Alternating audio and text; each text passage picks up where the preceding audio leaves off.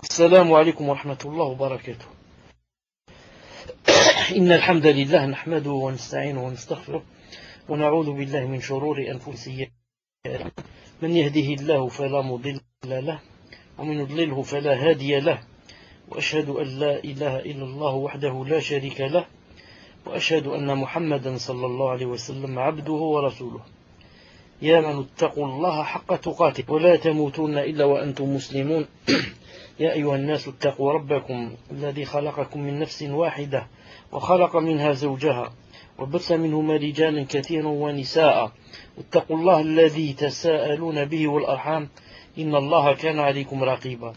يا أيها الذين آمنوا اتقوا الله وقولوا قولا سديدا يصلح لكم أعمالكم ويغفر لكم ذنوبكم، ومن يطع الله ورسوله فقد فاز فوزا عظيما. ألا إن أصدق الكلام كلام الله، وخير الهدي هدي محمد عليه الصلاة والسلام، وشر الأمور محدثاتها وكل محدثة بدعة وكل بدعة ضلالة وكل ضلالة في النار. حياكم الله en cette soirée du mercredi 26 Rabi' al-Awwal 1435 de l'Hégire, correspondant au 29 janvier 2014 bi'idhnillahi ta'ala. Donc dans le 33e cours Inch'Allah ta'ala d'aujourd'hui, dans le livre Le dogme du monothéisme, on va voir Inch'Allah ta'ala le matérialisme et ses effets néfastes. Le titre c'est le matérialisme et ses effets néfastes. Cheikh Hafidahullah dit: il existe deux visions de la vie, une qui est matérialiste et l'autre qui est correcte. Toutes deux produisent leurs effets. Je répète, il existe deux visions de la vie, une qui est matérialiste et l'autre qui est correcte. Toutes deux produisent leurs effets. On commence d'abord par la première vision de la vie, c'est-à-dire la théorie du matérialisme.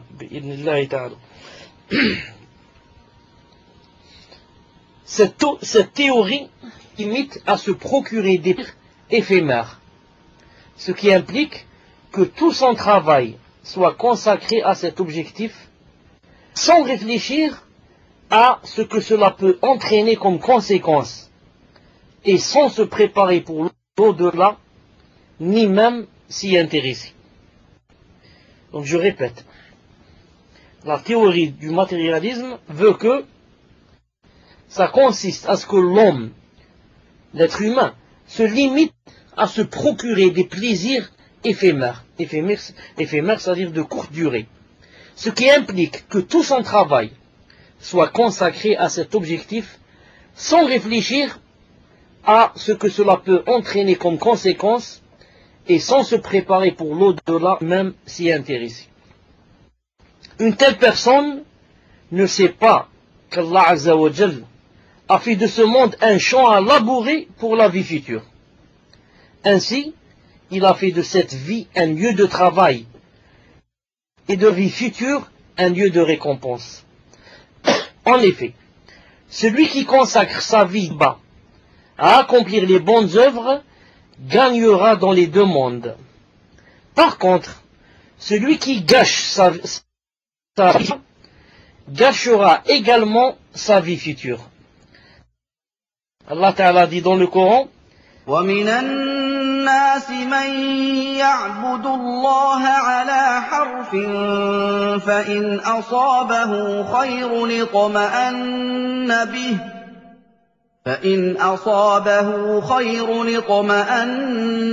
بِهِ وَإِنْ أَصَابَتْهُ فِتْنَةٌ انقَلَبَ عَلَى وَجْهِهِ خَسِرَ الدُّنْيَا وَالْآخِرَةَ. ذلك هو الخسران المبين. 22:11. Perdant ainsi le bien de l'ici-bas et de l'au-delà. Telle est la perte évidente. Telle est la perte évidente, c'est-à-dire celui qui perd les deux à la fois. Il perd le bien d'ici-bas et le bien au-delà. Telle est la perte évidente. Donc Allah Azza wa Jal n'a pas créé ce monde de bas, ce bas monde, sans but, mais pour une grande sagesse. Allah subhanahu wa ta'ala dit dans le Coran: الذي خلق الموت والحياة ليبلوكم أيكم أحسن عملا وهو العزيز الغفور. Al-Mulk 2. Celui qui a créé la mort et la vie, vous éprouver et de savoir qui de vous est le meilleur en œuvre. Et c'est lui le puissant, le pardonneur. Celui qui a créé la mort. Salam alaikum. J'étais déconnecté. Donc j'ai dit, Allah subhanahu wa ta'ala dit dans le Coran, Alladhi khalaqa, c'est-à-dire que il n'a pas créé ce monde sans but. Mais par contre, il l'a créé par une grande sagesse. Il l'a créé par une grande sagesse. Entre autres, il a dit الذي خلق الموت والحياة ليبلوكم أيكم أحسن عملا وهو العزيز الغفور. C'est-à-dire, celui qui a créé la mort et la vie afin de vous éprouver et de savoir qui de vous est le meilleur en œuvre. Et c'est lui le puissant, le pardonneur. Donc Allah Ta'ala, il nous a créé. Il a créé la mort et la vie. Pourquoi? C'est pas pour qu'on joue. C'est pas son but. C'est pas pour qu'on vive comme des bestiaux. Mais pour qu'il nous éprouve et qu'il sache, alors qu'il sait, pour établir la preuve sur toi, qui est de nous le meilleur en œuvre. Voilà pourquoi on a été créé. Je n'ai créé les djinns et les ins que pour qu'ils m'adorent. Donc pour qu'ils voient qui est le meilleur de nous en œuvre. Non. Il a dit aussi, subhanahu wa ta'ala, il a dit aussi, إنا جعلنا ما على الأرض زينة لها لنبلوهم أيهم أحسن عملا. 18-7. Le Kahf 7. Nous avons placé ce qu'il y a sur la terre pour l'embellir. Pourquoi? Afin d'éprouver les hommes et afin de savoir qui d'entre eux sont les meilleurs dans leurs actions. C'est la même chose donc. Tout ce qu'il a placé sur terre, et même la parure et l'embellissement de la terre, c'est juste pour nous éprouver, afin de savoir qui d'entre nous sont les meilleurs dans leurs œuvres et leurs actions. En effet, Allah Ta'ala a disposé dans cette vie des biens éphémères, de courte durée, et des parures apparentes comme l'argent, les enfants, la progéniture, le prestige, le pouvoir et autres plaisirs que lui seul, Azza wa Jal, peut dénombrer. Mais la majorité des gens se sont bornés à l'apparence et au charme de cette vie et s'en sont satisfaits, sans méditer sur la vérité cachée. Ainsi, ils seront préoccupés de l'amassement et la jouissance des plaisirs sans travailler pour ce qu'il y a après dans l'au-delà.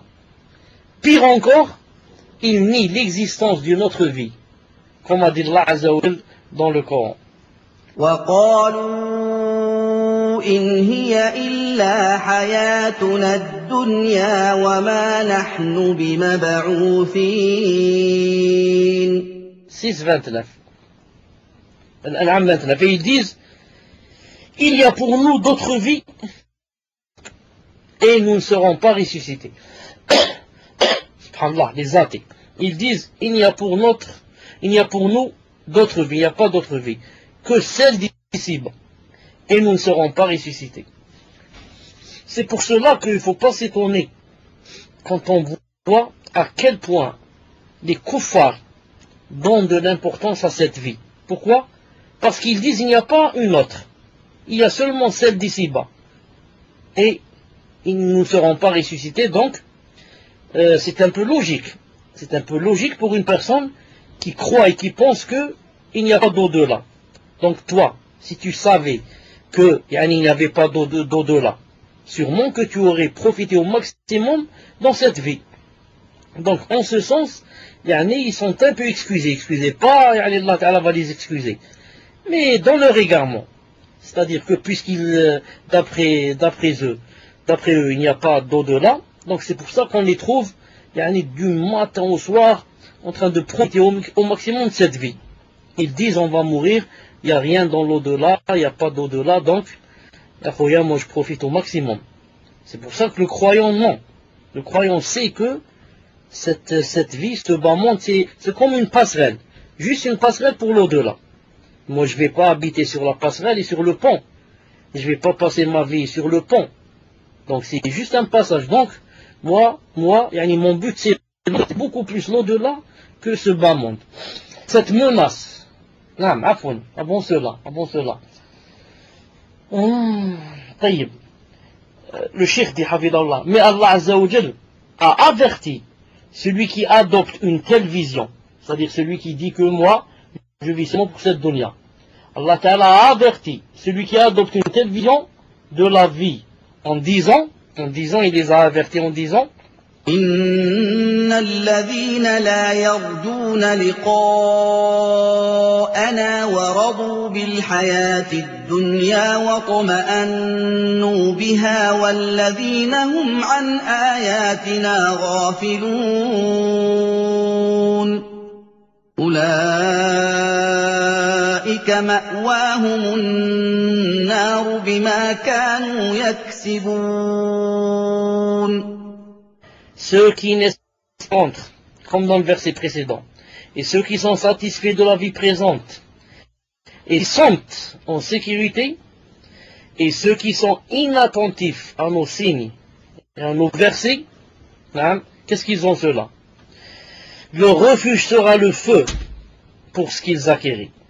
Le feu éternel. Donc, ceux qui n'espèrent pas la rencontre d'Allah Ta'ala et qu'il y a une autre vie après la mort. Et celui qui est satisfait de la vie présente, et ils se sont, masha'Allah, en sécurité, il n'a peur.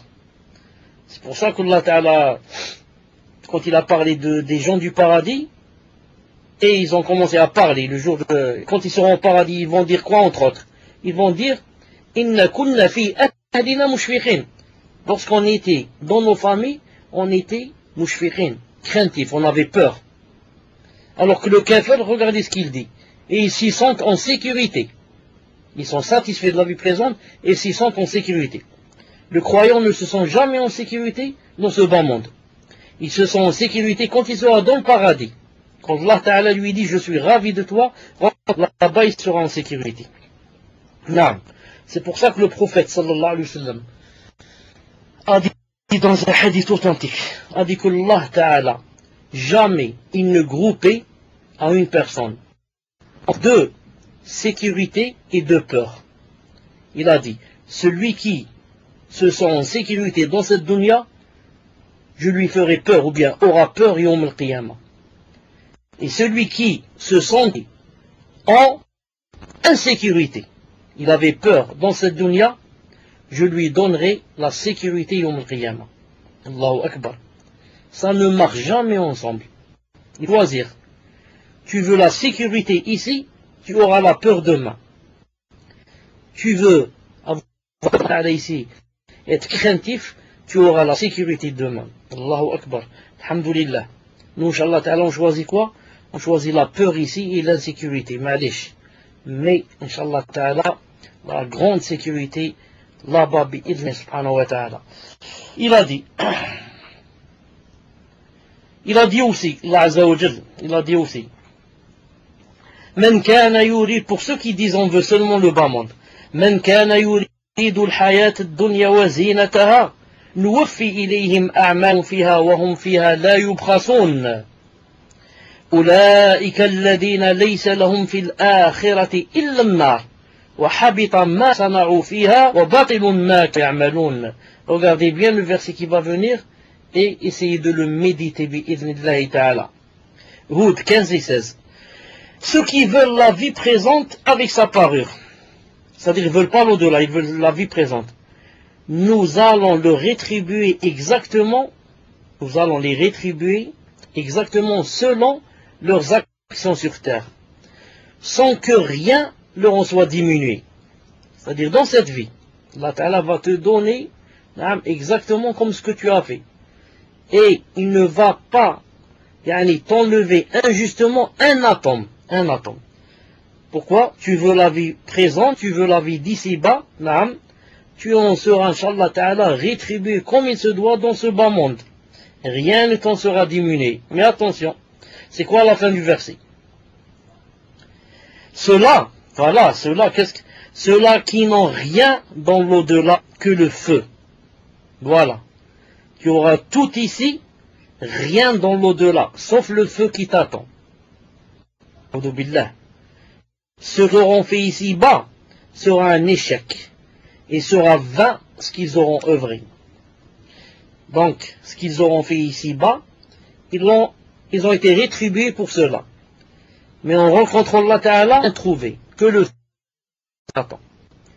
Et tout ce qu'ils ont fait ici, ils ont été rétribués et ne compte pas là-bas, il sera vain là-bas.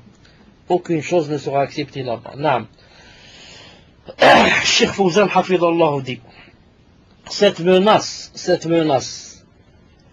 englobe ceux qui adoptent une telle pensée de la vie, que ce soit parmi les gens qui font de bonnes œuvres, mais dans le but d'acquérir les biens de la vie présente, tels que les hypocrites et ceux qui parlent d'attirer le regard des gens, ou bien les mécréants qui ne croient pas à la résurrection, ni à la rétribution, comme les impies et les partisans d'idéologies destructrices, telles que le capitalisme, le communisme et la laïcité athée. En vérité, tous ceux-là n'ont pas connu la réalité de la vie, de la vraie vie. Et leur vision ne diffère pas de celle des bestiaux, des animaux.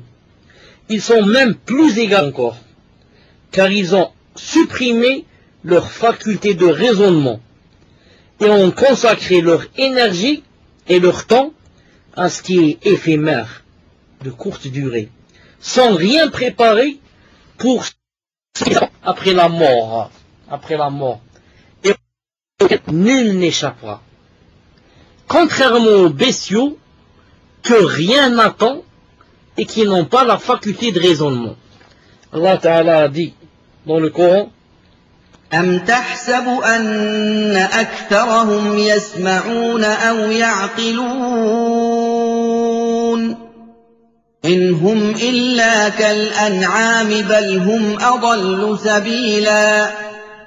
Est-ce que tu penses que la plupart d'entre eux entendent ou comprennent? Ils ne sont en vérité comparables qu'à des bestiaux, ou plutôt, ils sont plus égarés encore du sentier. Tu penses que la plupart d'eux entendent, c'est-à-dire la vérité quand tu l'as dit, ou comprennent pourquoi ils ont été créés, comprennent qu'est-ce qu'ils doivent faire dans ce monde, comprennent qu'est-ce qui les attend. Ils ne sont en vérité comparables qu'à des bestiaux, ou plutôt, ils sont plus égarés que les bestiaux. Ils sont plus égarés que les bestiaux du sentier. Non, car les bestiaux ne pensent pas à cela. Les bestiaux, ils sont excusés. Allah Ta'ala ne leur a pas donné la raison qui leur permet de penser et de méditer et de dire on doit faire de bonnes œuvres pour rencontrer Allah, pour qu'il nous fasse rentrer au paradis. Donc eux, ils sont excusés, mais les mécréants ne sont pas excusés. Allah Ta'ala leur a donné quoi? La raison, l'intelligence. Tu ne vois pas que parmi des mécréants, il y a des super génies. Il y a Einstein, il y a Pasteur et je ne sais pas qui, de grands génies, de grands... Non. Pourquoi génie? Seulement dans le bas monde. Mais pour l'au-delà, ce sont des bestiaux.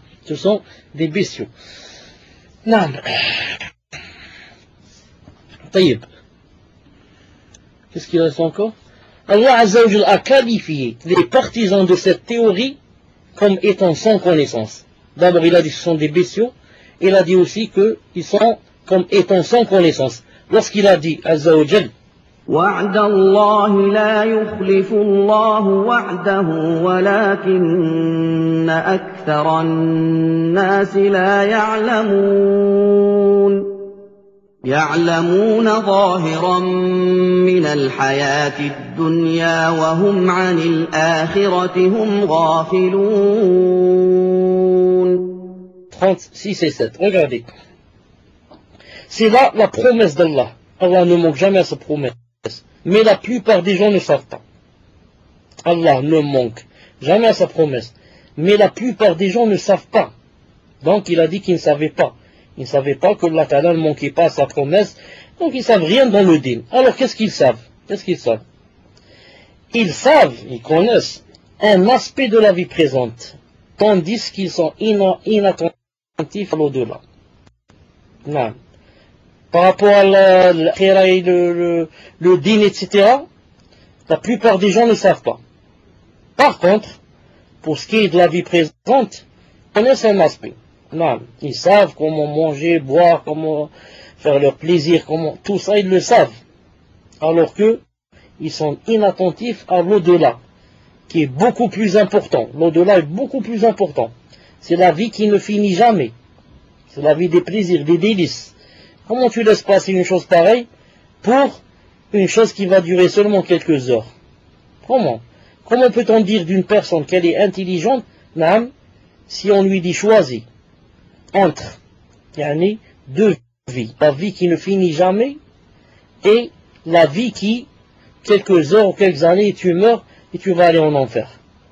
Alors que si tu patientes un peu, il y a une vie qui ne finit jamais qui t'attend là-bas, plein de délices et de plaisirs, et lui, il choisit la vie qui dure quelques heures ou quelques années. Ce n'est pas de la folie. On peut-on dire de lui qu'il est intelligent? Il n'est pas intelligent celui-là. C'est un fou. Et encore, au moins, s'il y avait quelqu'un qui pouvait lui garantir, voilà, tu vas vivre 90 ans. Et si jamais tu meurs, il y a l'enfer qui t'attend. Au moins, il va dire, d'accord, puisque tu m'as garanti que c'est 90 ans, mais allez, moi je préfère ce bas monde.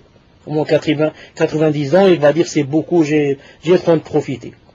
Le problème, c'est que personne ne peut te garantir.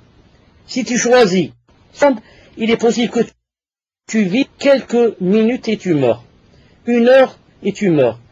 À 10 ans, tu meurs. À 15 ans, 20 ans, 25 ans, tu meurs. Donc, subhanallah, comment se fait-il que les gens acceptent cette alternative et laissent la vraie? Donc c'est une preuve que les gens ne sont pas intelligents. Ceux qui pensent comme ça ne sont pas intelligents.